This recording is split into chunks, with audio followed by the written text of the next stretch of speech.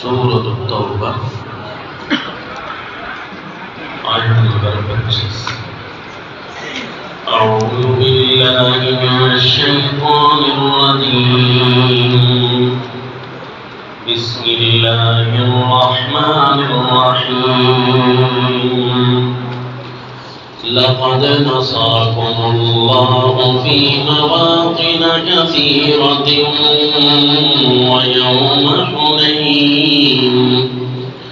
ويوم حنين إذ أعجبتكم كثرتكم فلم تغن عنكم شيئا وضاقت عليكم الأرض بما رحبت ثم وليتم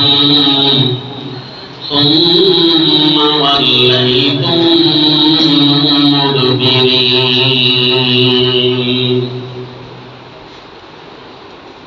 وصلی اللہ علی النبی الکریم۔ سورۃ التوبہ آیت نمبر 25۔ رسول اللہ صلی اللہ علیہ وسلم کے واقعات کا تسلسل جاری ہے۔ فتح مکہ کے بعد پیش آنے والا جو واقعہ تھا وہ غزوہ حنین کے نام سے جانا جاتا ہے۔ رسول اللہ صلی اللہ علیہ وسلم نے پورے عرب کی جو کایا پلٹ کر رکھ دی تھی غزوہ فتح مکہ کے موقع پر، تو اس سے پورا عرب یوں سمجھو اس کی جو مین رگ تھی، شاہ رگ، وہ رسول اللہ صلی اللہ علیہ وسلم کے پاس آ گئے۔ یوں جا کر عرب میں باقاعدہ طور پر نہ چاہتے ہوئے بھی امام الانبیاء صلی اللہ علیہ وسلم کے حکومت کو تسلیم کر لیا گیا۔ البتہ حوازن اور ثقیف یہ طائف کے دو بڑے بڑے قبیلے تھے۔ انہوں نے اپنے آپ کو اتنا طاقتور سمجھ رکھا تھا کہ وہ باقاعدہ ایک عرب کے اندر اپنی قوت شمار کرتے تھے۔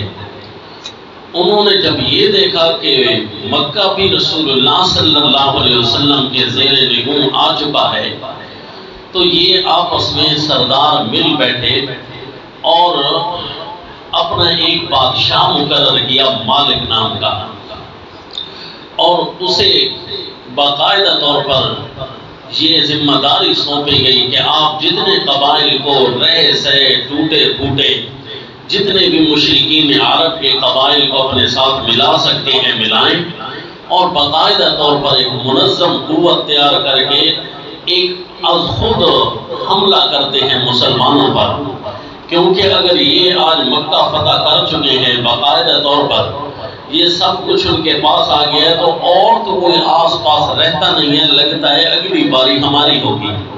تو اس لیے بہتر یہ ہے کہ ہم از خود کوئی دفاعی صورت اختیار کر لیں، اور نہ صرف یہ کہ دفاع تیار کریں بلکہ اقدام بھی کرتے ہیں اپنا رعب جمانے کے لیے۔ رسول اللہ صلی اللہ علیہ وسلم پر حملہ آور ہونے کا پروگرام بنایا، نعوذ باللہ۔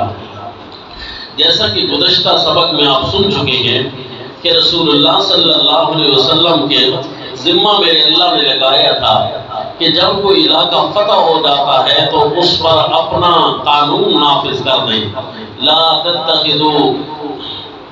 تقدموا بین یدی اللہ ورسولہ، کہ کوئی بھی ایسی طاقت نہیں ہونی چاہیے جو اللہ اور اس کے رسول کے سامنے دم مارے۔ کوئی بھی اپنی اب مرضی چلانے والا یہ حجاز عرب میں کم از کم کوئی نہیں ہونا چاہیے، کیونکہ اس کی جب شاہ رگ رسول اللہ صلی اللہ علیہ وسلم کے ہاتھ میں ہے تو یہ پورا علاقہ گویا اللہ کے قانون کے تحت آ چکا ہے۔ اب کسی کو بھی اجازت نہیں ہوگی اپنی کوئی مرضی چلانے کی۔ لیکن یہ تھے کہ حنین والے، یہ طائف والے، انہوں نے اپنا کام شروع کر رکھا، تو پھر رسول اللہ صلی اللہ علیہ وسلم اللہ کی زمین پر اللہ کا نظام نافذ کرنے کے لیے از خود تیار ہو گئے۔ آپ نے فرمایا یہ کون ہوتے ہیں؟ جو ایک نبی کو چیلنج کرتے ہیں، ایک دین کو چیلنج کرتے ہیں، اللہ کے بنائے ہوئے قانون کو چیلنج کریں، اگر یہ تیاری کر رہی ہیں باہر نکل کر آ کر ہم پر حملہ آور ہونے کی، تو ہم دفاع کے لیے یہی نہیں بیٹھے رہیں گے، ہم بھی آگے بڑھ کر جاتے ہیں۔ چنانچہ رسول اللہ صلی اللہ علیہ وسلم نے بھی اعلان فرما دیا تھا لشکر جرار مجاہدین اسلام میں کہ ہم نے طائف کے ان سرداروں کے ساتھ لڑنے جانا ہے۔ یاد رکھیں یہ وہی طائف ہے جہاں رسول اللہ صلی اللہ علیہ وسلم کو خون آلود کیا گیا تھا زمانہ تبلیغ کے اندر۔ آج انہوں نے باقاعدہ طور پر لشکر کشی کا پروگرام بنایا ہے، تو اب چونکہ نبی کی ذات نہیں باقاعدہ اسلام پر حملہ ہونا تھا، تو اس لیے اللہ کے نبی بھی پھر پیچھے نہ ہٹے، آپ نے فرمایا باقاعدہ تیاری کے ساتھ جاتے ہیں۔ چنانچہ وہ سارے صحابہ جو فتح مکہ کے موقع پر گئے تھے، تقریباً 10,000 صحابہ کا مجمع، ان کو بھی ساروں کے سارا تیار کیا گیا کہ جو فتح مکہ کے موقع پر ہمارے ساتھ آئے تھے، اب طائف کی سرزمین پر بھی وہی ہمارے ساتھ آئے۔ اور 2,000 کا وہ لشکر تھا جو فتح مکہ کے موقع پر مسلمان ہو گیا تھا، یوں 12,000 کا لشکر تیار ہوا۔ اور بعض روایتوں میں آتا ہے کہ کچھ ایسے بھی لوگ تھے جن کو رسول اللہ صلی اللہ علیہ وسلم نے مکہ کے موقع پر انتم الطلقاء فرمایا تھا کہ تم آزاد ہو۔ ان میں سے کچھ تو مسلمان ہو چکے تھے، لیکن کچھ ایسے تھے جو ابھی تک مسلمان نہیں ہوئے تھے، انہیں بھی کم از کم یہ احسان یاد تھا، تو وہ بھی رسول اللہ صلی اللہ علیہ وسلم کے ساتھ چل پڑے ہیں۔ تو کیا اللہ کے نبی نے ان کو ساتھ لیا تھا یا خود چل پڑے ہیں، اس کا کوئی ذکر نہیں ملتا۔ البتہ قرآن کا اشارہ تو یہ بتاتا ہے کہ مجاہدین اسلام کی صفوں میں کم از کم کوئی کافر بدعقیدہ مشرک نہیں ہونا چاہیے، ورنہ تو کسی بھی نحوست کا سبب بن جاتا ہے۔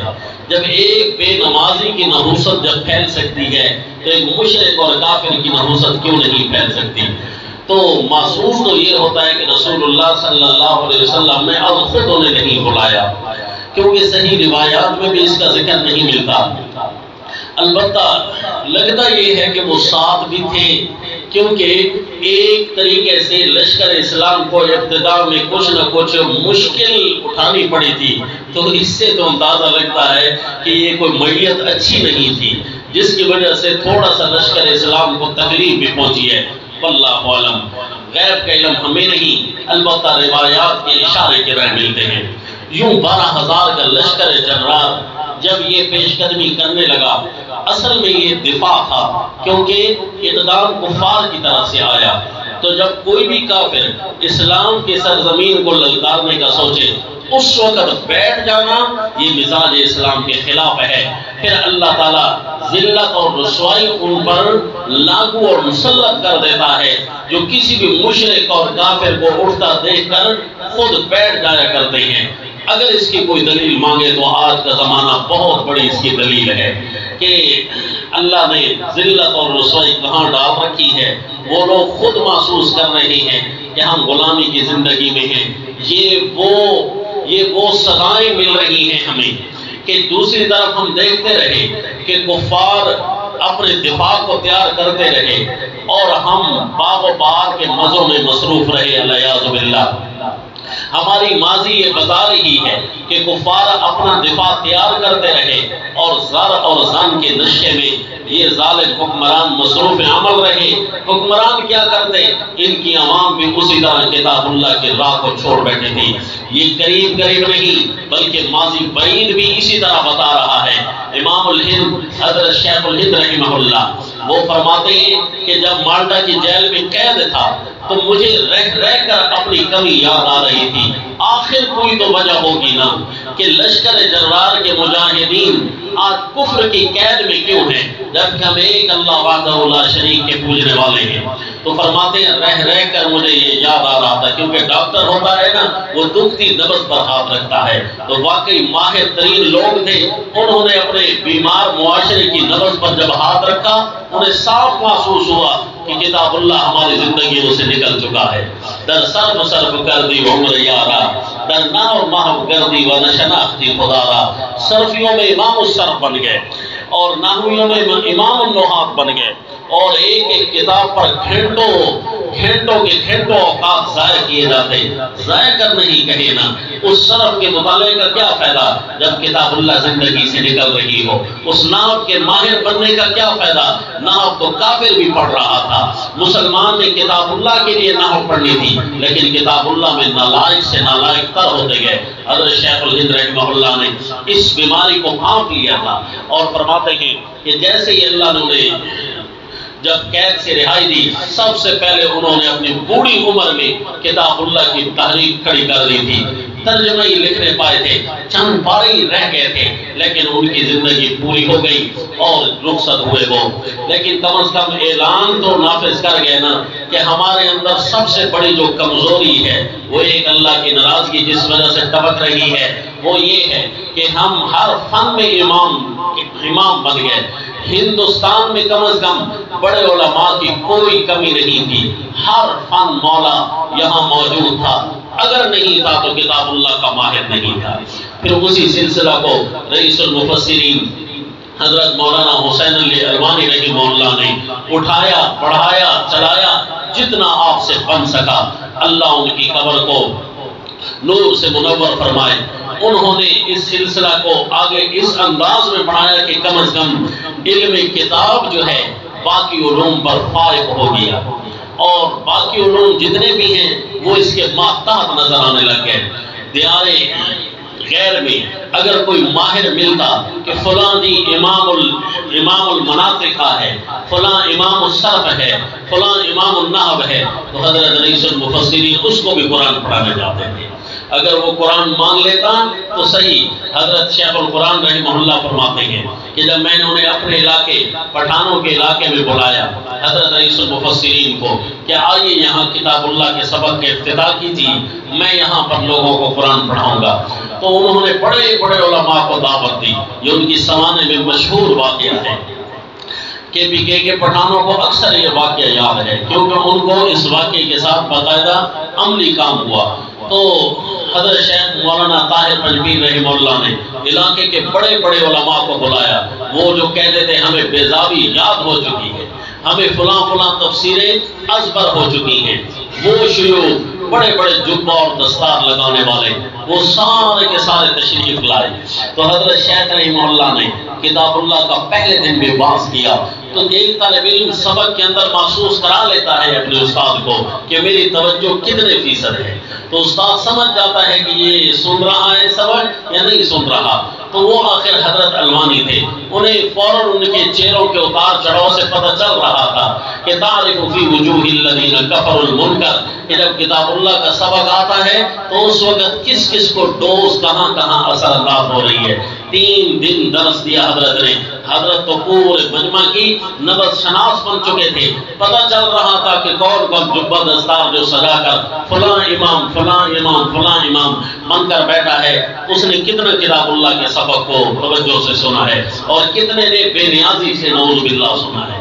تو حضرت شیخ رحمہ اللہ فرماتے ہیں کہ حضرت الوانی کے ساتھ میں چہل قدمی کر رہا تھا تو میں ویسے تعارف کرانے لگ گیا. حضرت فلاں جو بیٹھا تھا نا اس طرف یہ اتنا بڑا عالم تھا, یہ جو فلاں دوسری طرف بیٹھا تھا نا یہ منطقیوں کا امام تھا, یہ جو فلاں اس طرف بیٹھا تھا نا یہ فلاں کتاب کا ماہر اور حافظ تھا جس کو فلاں درجہ علاقے میں حاصل ہے, یہ فلاں بابا جی اور یہ فلاں ماہر جی ہے اور یہ فلاں علامہ جی ہے. تو حضرت رحمہ اللہ اس کی باتیں ان کی باتیں سنتے رہے اور اپنے شاگرد کو اپنے میاں والی کی زبان میں فرمانے لگے ابو سور, یعنی یہ خنزیر ہے نعوذ باللہ. حالانکہ عالم تھے وہ اپنے علاقوں کے مشہور. سمجھو یہ کتاب اللہ کے سبق کو اگنور کرے, کتاب اللہ کے سبق سے بے نیازی اختیار کرے تو وہ عالم کس بات کا. تو حضرت رحمہ اللہ نے تو قرآن کی ترجمانی کی ہے وَجَعَلَ مِنْهُمُ الْقِرَدَةَ وَالْخَنَازِيرَ كَمَثَلِ الْكَلْبِ كَمَثَلِ الْحِمَارِ يَحْمِلُ أَسْفَارًا. ایسے بوجھ, علم کے بوجھ کا کیا فائدہ جو کتاب اللہ سے غافل کرے نعوذ باللہ. تو پھر حشر یہی ہوا کہ وہ لوگ جو کتاب اللہ کے سبق سے غافل تھے پھر انہیں کفر نے اپنے جھنڈے کے تحت کر لیا. اور وہ غلامی کی زندگی گزارنے پر مجبور ہو گئے. جبکہ کفر کی تیاری کا پتہ چلے یوں بن کر شیروں کی طرح اٹھنا چاہیے جس طرح رسول اللہ صلی اللہ علیہ وسلم نے حنین والوں کی اور طائف والوں کی تیاری کا سنا تو فوراً اپنے لشکر جرار کو تشکیل دے دیا. فرمائے سارے وہ لوگ آئیں گے جو فتح مکہ کے موقع پر آئے تھے. تو کفر کی تیاریاں سن کر بندہ بیٹھا رہے کہ تیار ہوتا رہے گی. اور کفر کی تیاریاں جس انداز میں بھی ہوں، اگر اللہ نے آپ کو جس میدان میں بھی وسعت دی، اگر اس غلامی کے دور میں کم از کم آپ کے پاس علمی صلاحیت ہے نا، تو کم از کم یہ سوچ کر آپ سبق تو پڑھ سکتے ہیں صحیح کر کے. جتنے دن ہتھیار آپ نہیں اٹھا سکتے کہ فلاں فلاں کفر ہمارے خلاف علمی تیاریوں میں ہے، تو جتنے لمحے آپ ہتھیار نہیں اٹھا رہے یا نہیں اٹھائے جا سک رہا آپ سے، بیٹھ رہے ہیں، قاعدین میں شامل ہیں، تو کم از کم یہاں پر تو مہارتیں پوری حاصل ہونی چاہیے. اور اللہ پھر قائدین کے شکر گزاری کرنے والوں کو قائمین میں بھی بنا دیتا ہے. اور اللہ تعالیٰ ان کو بھی اس بات کی بھی قدر کرنے کی وجہ سے راہ جہاد کی بھی انشاءاللہ توفیق دیں گے. یہ کفر کچھ نہیں ہے، یہ صرف اور صرف یہ پیشاب کی جھاگ ہے جو ختم ہو جائے گی. یہ ان کی کوئی حیثیت نہیں ہے، یہ صرف تمہیں ڈرانے کے لیے، یہ تمہیں دکھانے کے لیے ہے. بڑے بڑے شیروں کو ایک چونٹی بھی ان کے ناک میں دم کر سکتی ہے. ہم تو پھر بھی مسلمان ہیں، اللہ ضرور مدد کریں گے. ڈرنا ہے کہ مرنا ہے؟ مرنا تو پھر بھی ہے، تو پھر ڈر ڈر کر کیوں مریں؟ تو پھر انشاءاللہ اللہ تعالیٰ بھی خوش ہوتے ہیں ایسے مجاہد سے جو ڈرتا نہیں ہے کم از کم. اور آپ یہ نہ ڈرا کریں کہ ہمیں فلاں پکڑ لے گا اور مارے گا. جی جب مارے گا تو درد نہیں ہوگی انشاءاللہ آپ کو. اگر آپ جذبے میں سچے ہیں تو میرا سبق نوٹ رکھنا کہ آپ کو درد نہیں ہوگی انشاءاللہ، کیونکہ اللہ آپ کے ساتھ ہے. لیکن یہ ہے کہ اللہ کسی کو کسی کے شکنجے میں آنے کیوں دے. ربنا لا تجعلنا فتنة للقوم الظالمین ونجنا برحمتک من القوم الکافرین. کیونکہ ہم اگر سچی تیاری کرنے والوں میں سے ہوں گے اللہ ہمیں قبول کر لیں گے. اور سچے ہوتے تو اللہ فرماتے ہیں تیاریاں کرتے. اگر ہم تیاریاں کریں تو اس کا مطلب ہے ہم سچے ہیں. لو ارادوا الخروج لاعدوا له عدة ولكن كره الله بعاثهم فثبتهم. تیاری کریں گے کہ نہیں انشاءاللہ؟ کہ ایک ہی جگہ بیٹھے رہیں گے، ہم سے ہلا بھی نہیں جائے گا، تو پھر کیسے تیاری کریں گے؟ انشاءاللہ اپنے طور پر کوشش کریں گے، کہیں انشاءاللہ. تو پھر رسول اللہ صلی اللہ علیہ وسلم کے ساتھ جب یہ لشکر نکلا صبح کے وقت، رسول اللہ صلی اللہ علیہ وسلم اس مقام کے قریب پہنچنے لگے. راستے میں ایک وادی آتی ہے، وادی حنین.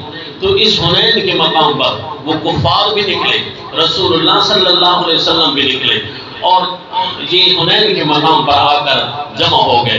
کیوں؟ بلکہ کافروں نے وہاں آ کر گھاٹیوں اور پہاڑیوں پر پہلے آ کر قبضہ کر لیا، چھپ کر بیٹھ گئے، شبخون مارنا چاہتے تھے.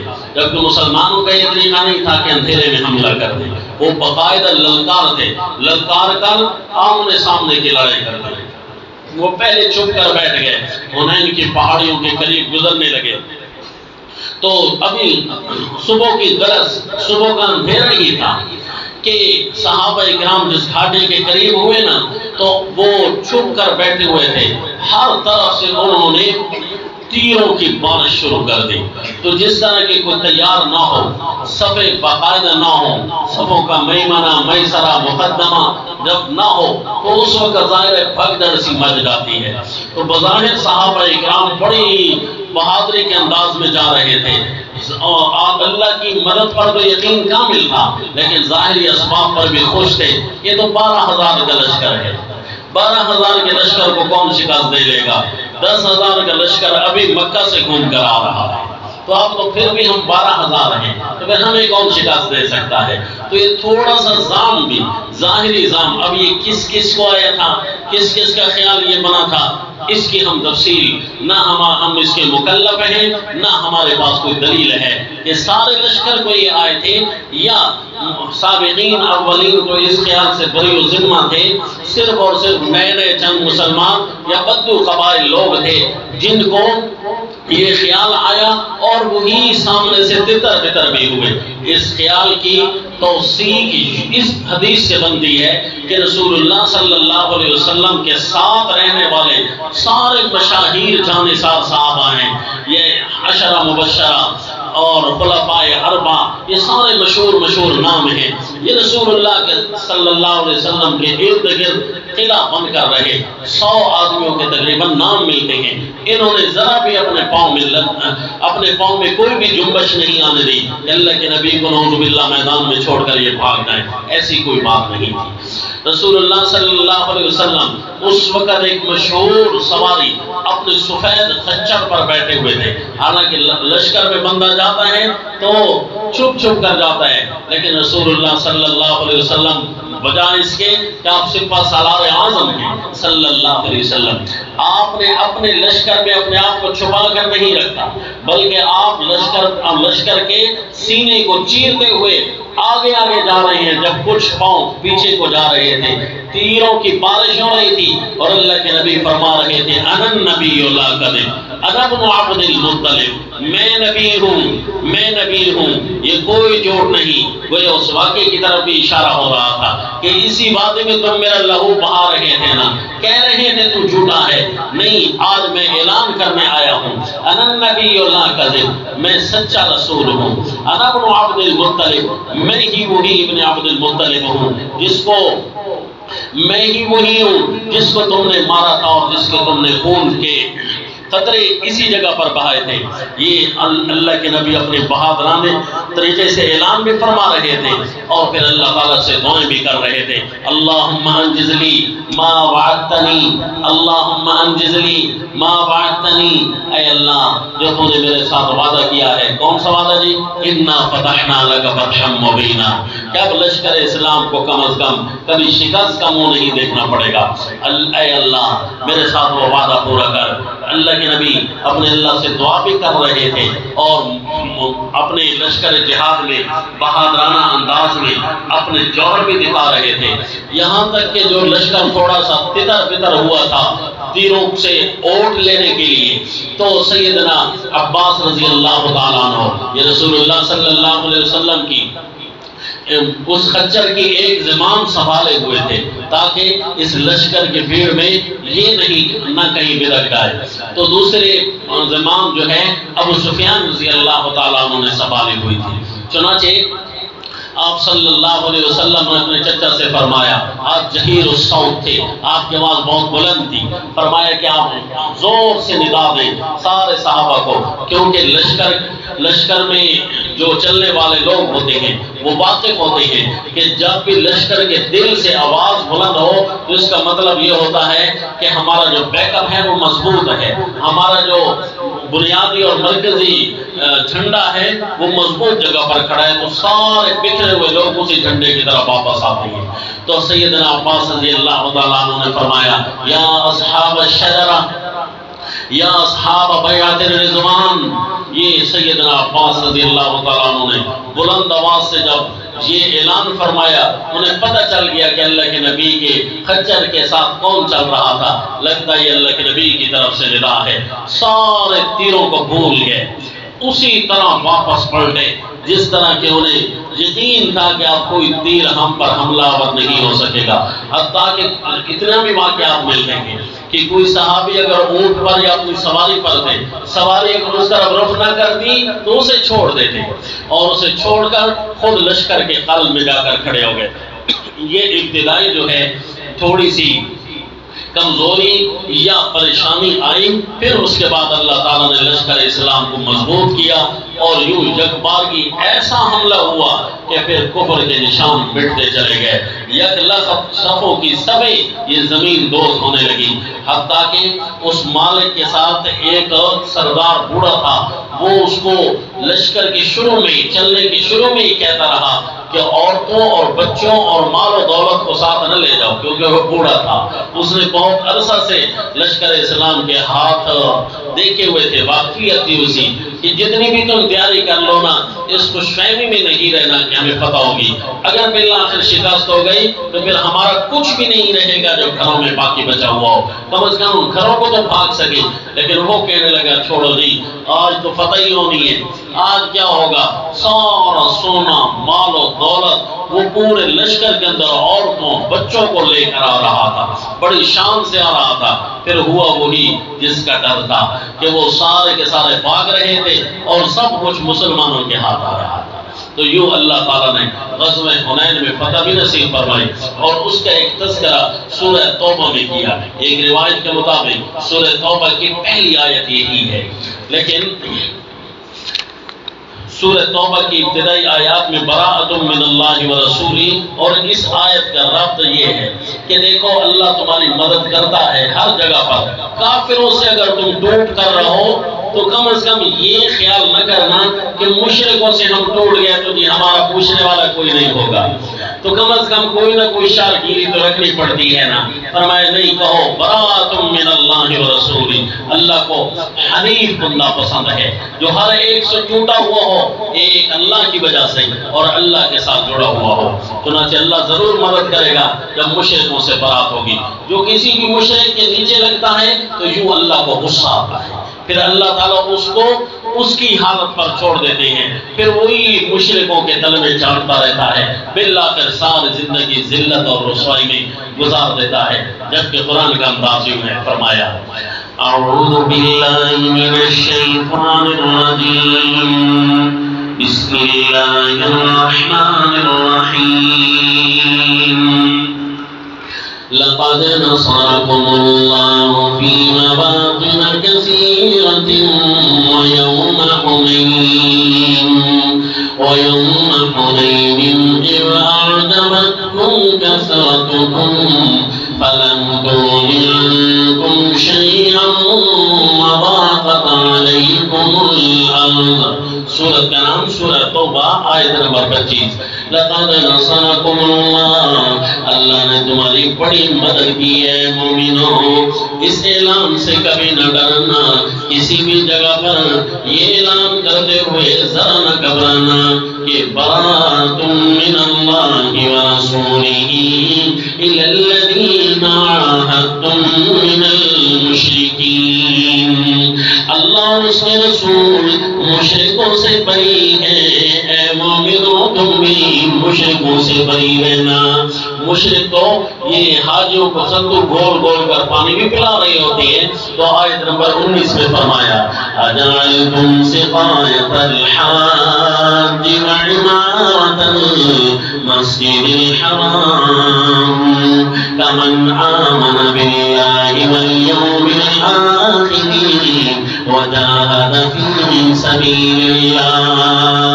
ایک بندہ حاجیوں کو پانی پلاتا ہے، چاہے مسجد حرام کی تعمیر کرتا ہے، یہ آدمی لاکھ جمع ہو جائے مومن کی شان کا مقابلہ تو نہیں ہو سکتا۔ دل میں اگر ایمان نہیں ہے تو یہ حاجیوں کو پانی پلانا کس کام کا رہا، مسجد حرام کی تعمیر کرنا کس کام کا رہا، جبکہ عقیدہ تو اس کا شرکیہ ہے۔ ان لوگوں کے لیے تو جائز ہی نہیں تھا کہ مسجد میں آتے۔ آیت نمبر 28 میں ہے یا ایھا الذین آمنوا انما المشرکون نجس فلا یقربوا المسجد الحرام۔ اے مومنو، مشرک تو پلید ہوتا ہے، اس کو تو مسجد کے قریب بھی نہیں آنا چاہیے، مسجد حرام میں داخلہ ان کے لیے حرام ہے۔ تو فرمایا پھر اللہ تمہاری بڑی مدد کرے گا جب تمہارے اندر غیرت اسلامیہ موجود رہی۔ جتنی بندہ اپنے گھر پر غیرت رکھتا ہے نا، اس سے کہیں زیادہ اسلام کے لیے غیرت چاہیے۔ گھر پر تو غیرت ہر بندہ رکھ رہا ہوتا ہے، اس کو اپنی عزت سمجھتا ہے، جبکہ اسلام کی عزت تو اس سے کہیں زیادہ ہے، اس سے بھی بڑی غیرت رکھنی چاہیے۔ اس لیے میں اپنے دوستوں کو کہتا رہتا ہوں، کہیں تو جماعتوں کو چھوڑنا حرام ہوتا ہے، جماعت کے ساتھ نماز پڑھنا واجب ہوتا ہے، اور کہیں جماعت کو چھوڑنا واجب بن جاتا ہے کہ اس کے پیچھے نماز ہوتی نہیں ہے جس کے پیچھے آپ کھڑے ہیں۔ کم از کم اتنی غیرت تو ہونی چاہیے کہ جو اللہ اور اس کے رسول کا دشمن ہے، مصلی امامت پر کھڑا ہے اور آپ اس کی ابتدا میں نماز پڑھ رہی ہیں، تو یہ آیتیں کہاں جائیں گی؟ اس کو مصلی امامت سنبھالنا تو بجا مسجد حرام میں اس کو داخلے تک کی بھی اجازت نہیں ہے۔ لہذا یہ بہت بڑی دلیل ہے کہ اس کی نماز ہوتی نہیں ہے، کیونکہ مسجد میں اس نے آنا ہی نہیں تھا. اس کا کیا کام ہے کہ مسجد میں آئے؟ اس کا کام ہے درباروں پر جانا. لَقَدْ نَصَرَكُمُ اللَّهُ فِي مَوَاطِنَ كَثِيرَةٍ، اللہ نے تمہاری کئی میدانوں میں مدد کی ہے. وَيَوْمَ حُنَيْنٍ، خصوصاً یوم حنین کو بھی اللہ نے تمہاری مدد کی ہے. اِذْ أَعْجَبَتْكُمْ كَثْرَتُكُمْ، جب تمہاری کثرت نے تمہیں خوشی میں ڈال دیا تھا. فَلَمْ تُغْنِ عَنْكُمْ شَيْئًا، تو وہ ذرا بھی تمہیں نفع نہ دے سکی کثرت. حالانکہ اللہ نے تمہاری اس وقت مدد کی تھی جب تمہاری کثرت نہیں تھی، تمہاری قلت تھی. مثلا دیکھ لیجئے سورت کا نام سورہ آل عمران، 4واں پارہ. فرمایا وَلَقَدْ نَصَرَكُمُ اللَّهُ، سورہ آل عمران آیت نمبر 123. وَلَقَدْ نَصَرَكُمُ اللَّهُ بِبَدْرٍ وَأَنْتُمْ أَذِلَّةٌ فَاتَّقُوا اللَّهَ لَعَلَّكُمْ تَشْكُرُونَ. اللہ نے بدر میں تمہاری مدد کی تھی جب تم کمزور تھے. انتم اذلہ، 313 تھے، ہزاروں کا لشکر سامنے تھا، لیکن اللہ فرشتوں کو بھی فرما رہے تھے مجاہدین آ رہی ہے، ان کو شاباش دینا، ان کا استقبال کرنا. فرشتوں کو بھی اللہ فرما رہے تھے اذ یوحی ربک الی الملائکۃ انی معکم فثبتوا الذین آمنوا. لڑیں گے مجاہدین، تم نے نہیں لڑنا. لڑیں گے تو مجاہدین، جوہر تو یہ خود دکھائیں گے، تم نے صرف ان کو تھپکیاں دینا ہے، شاباش دینا ہے. یہ ماریں گے. فَضْرِبُوا فَوْقَ الْأَعْنَاقِ وَاضْرِبُوا مِنْهُمْ كُلَّ بَنَانٍ. جب ان میں سے کوئی مر جائے تو پھر تمہارا نمبر آئے گا. لَوْ تَرَىٰ إِذِ الْمَلَائِكَةُ، جب فرشتے ان کو فوت کر رہے ہوتے ہیں، یضربون وجوہہم وادبارہم، فوت کرنے کے بعد نمبر آتا ہے فرشتوں کا، وہ ان کو مار دیں ان کے مخصوص 2 اعضاء پر. لیکن اس سے پہلے تو مومنوں کا کام ہے، تو فرشتے نہیں لڑتے، فرشتے صرف ان کی شاباش دیتے ہیں. فَثَبِّتُوا الَّذِينَ آمَنُوا سَأُلْقِي فِي قُلُوبِ الَّذِينَ كَفَرُوا الرُّعْبَ. مجاہدین ایسے دلیر انداز میں حملہ آور ہوں گے کہ کافروں کے دلوں میں رعب طاری ہو جائے گا. اللہ ہمیں بھی ایسا بنائے. اِذْ أَعْجَبَتْكُمْ كَثْرَتُكُمْ فَلَمْ تُغْنِ عَنْكُمْ شَيْئًا وَضَاقَتْ عَلَيْكُمُ الْأَرْضُ بِمَا رَحُبَتْ. اے مجاہدین اسلام، زمین تمہیں تنگ محسوس ہونے لگی تھی فراخ ہونے کے باوجود. تم سوچ رہے تھے کہاں جائیں، ہر طرف سے، چاروں طرف سے کفار نے تیروں کی بارش کر دی تھی. ثُمَّ وَلَّيْتُم مُدْبِرِينَ، پھر تم پشت دے کر بھاگ رہے تھے. تو یہ کون تھے میں نے آپ کو پہلے بتا دیا. اس کے اندر سابقین اولین کے نام نہیں ہیں. تو سارے لشکر کی بھی اللہ نے یوں بھی لاج رکھی. اس سے بھی کم از کم مجاہدین میں عظمت اور عفت نظر آتی ہے کہ کسی ایک کی غلطی کو اللہ نے مینشن نہیں کیا، باقاعدہ طور پر اللہ نے کسی کو نام نہیں لیا، بلکہ مجموعے کے اندر اللہ نے سمجھا دیا. ثم ولیتم مدبرین. حالانکہ بہت سارے ایسے تھے جو باقاعدہ رسول اللہ صلی اللہ علیہ وسلم کے سامنے سیسا پلائی دیوار کھڑے تھے. تو کم از کم اللہ کو مجاہدین کی توہین پسند نہیں ہے، تو اسی لیے بات کو درمیان میں رکھ کر فیصلہ کرا دیا. فرمایا ثم انزل اللہ سکینتہ علی رسولہ وعلی المؤمنین. پھر اللہ تعالیٰ نے اپنی خصوصی رحمت نازل کر دی اپنے رسول پر اور مومنین پر. سارے مومن پھر اپنی اس سکینت اور وقار کے ساتھ رسول اللہ صلی اللہ علیہ وسلم کے شامل ہوئے. وَأَنزَلَ جُنُودًا لَّمْ تَرَوْهَا، اور اللہ نے پھر اپنے کئی لشکر نازل کیے جنہیں تم نہیں دیکھ سکتے تھے. رسول اللہ صلی اللہ علیہ وسلم نے صحابہ اکرام سے فرمایا ایک ثابت بن کر حملہ کرو، یکبارگی پر حملہ کرو. وَأَخَذَ قَبْضَةً مِّن تُرَابٍ بَعْدَ مَا دَعَا رَبَّهُ وَاسْتَنصَرَهُ. پھر آپ نے مٹی کے ایک مٹھی اٹھائی، اللہ تعالیٰ سے دعا مانگنے کے بعد، مدد طلب کرنے کے بعد پھینکی نا کافروں کی طرف. تو سارے کافروں کو جس پر اللہ کو منظور تھا اللہ نے ان کے آنکھوں میں وہ مٹی ڈال دی، فانحدر المشرکون، پھر مشرک تھے کہ بھاگتے ہوئے نظر آ رہے تھے، پھر وانزل جنودا لم تروها وعذب الذین کفروا، پھر اللہ نے کافروں کو سزا دی، وذالک جزاء الکافرین، کافروں کا یہی حشر ہوتا ہے، کافروں کا یہی کام ہوتا ہے، یہی ان کا حال ہوتا ہے کہ جب وہ اس مقام پر پہنچتے ہیں تو پھر اللہ تعالیٰ ان کو یوں رسوا کرتے ہیں۔ کم از کم مومنوں کو بھی اس خطرے میں رہنا چاہیے۔ ہم اپنے آپ کو مومن سمجھ رہے ہیں، کیا ہم مومن بھی ہیں کہ نہیں ہیں؟ ذرا یہ خطرے والی آیت بھی دیکھ لیجئے۔ اللہ نے اگر ہمیں ہمارے ایمان کو قبول نہ فرمایا تو کہیں ایسا نہ ہو کہ ہم بھی انہی کی طرح نہ ہو جائیں۔ یہ سورہ النساء آیت نمبر 60 میں فرمایا، أَلَمْ تَرَ إِلَى الَّذِينَ يَزْعُمُونَ أَنَّهُمْ آمَنُوا بِمَا أُنزِلَ إِلَيْكَ وَمَا أُنزِلَ مِن قَبْلِكَ، کیا آپ نے ان مومنوں کو دیکھا ہے جن کے ظن میں ہے کہ ہم مومن ہیں، جن کے خیال میں ہے کہ ہم مومن ہیں؟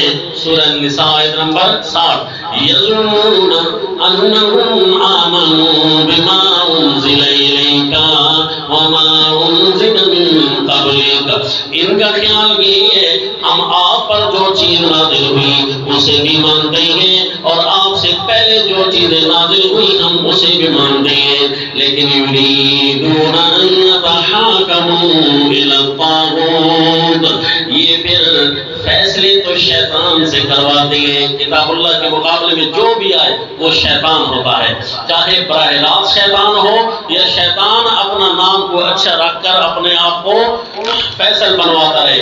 کہتے ہیں جی ہم کتاب اللہ کی بات نہیں مانتے، فلاں فلاں نے یوں لکھا، فلاں فلاں نے، فلاں فلاں بے قصور ہے۔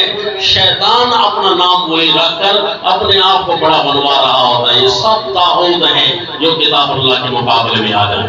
یریدون ان یتحاکموا الی الطاغوت، جو اپنے فیصلے کتاب اللہ کے خلاف اور مخالف لوگوں سے کرواتے ہیں اور حکم بناتے ہیں طاغوت کو، وقد امروا ان یکفروا بہ، حالانکہ انہیں تو حکم دیا گیا تھا کہ اس کا انکار کرنا۔